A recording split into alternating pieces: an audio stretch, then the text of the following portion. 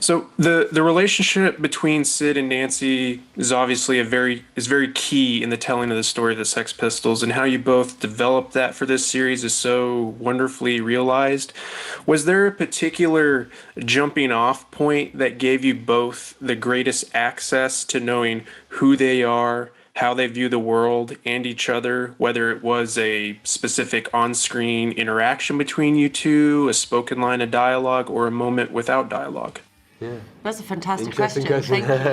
Thank you. For me, like, the key to the Sid and Nancy chemistry was that day where we went in and just improvised as the two characters. We'd only met like once before, and we're very aware that we're kind of undertaking these quite large like personalities and characters. We worked with dialect coach and our movement coach, Jan and Toby, who would just basically just let us play and did some like trust exercises, and we would kind of just improvise being the characters before one of the written scenes. So who were they when they were walking to someone's house or walking back from a pub?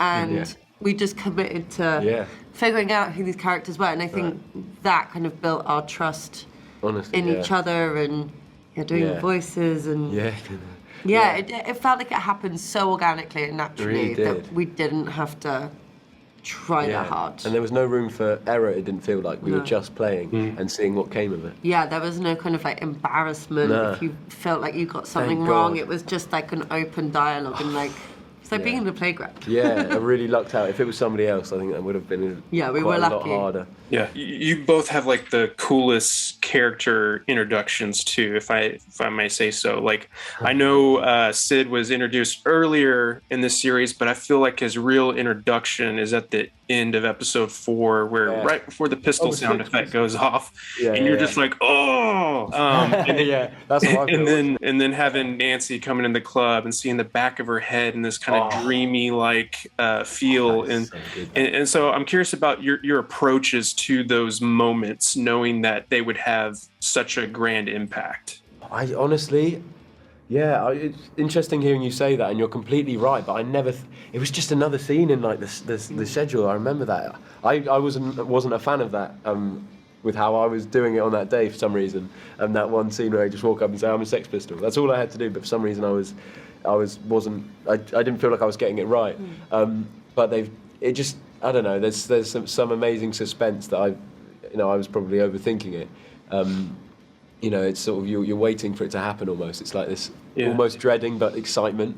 But that was just another scene. But I agree. I feel that excitement, like you know what's ahead, you know what's coming. It's a sense of I don't want to say doom, but it's kind of like you just want more. Yeah, I think for me with the screen on the green scene when she first appears, I very much felt like she's the character that's like almost like a grenade in the series. Like she comes in and she blows like the waters apart a bit, and I just really wanted to just for it to have that effect and that impact, and basically just get your attention. Because I think as soon as that connection is made between Sid and Nancy, that bit of the story just takes off. It like has its own life. That feels like really the start of. That feels like a completely its own thing. That one scene in particular, it's like from then on, really, it starts. Takes off. And I think they did that so beautifully with the slowed down, dreamlike submission song. I feel like as soon as you see her hair as well, like the back of the head, you're like, we know who that is. There's a storm coming. I know you described Nancy as a grenade going off, but there's also like some beautiful moments where it's just like things slow down for her. There's this really great moment between her and Chrissy where they're just getting to hear Sid's poetry, which is really nice to hear, but also like how it impacts her. And so it just makes me curious about like what are those things that fascinate her? Like what creates the most authentic version of herself? And I'm curious to know what you both take away from the quiet moments with your characters. I think the quiet moments are absolutely key to being a fully formed person and character, because we all have those quiet moments, and I think those are the moments that we potentially haven't seen before or spoken about. So it was interesting to develop who they are in those quiet moments, in the really vulnerable moments that no one else is perhaps meant to see, and just seeing like a completely different side to these characters that you potentially think you know, but then getting to like the core of who they are. And that was really important to me, and the fact that Craig wrote those scenes, you know, I think really, just takes it to another level. And actually that scene with Chrissy, played by Sydney, was one of my favourite scenes to film, because you can see where Nancy kind of escalates, and then you can see where her mood kind of drops, and you see the contrast between the extremes. Yeah, like Chrissy's taking her in. And she does. I think she wants to feel safe. Yeah. She wants to feel taken care of.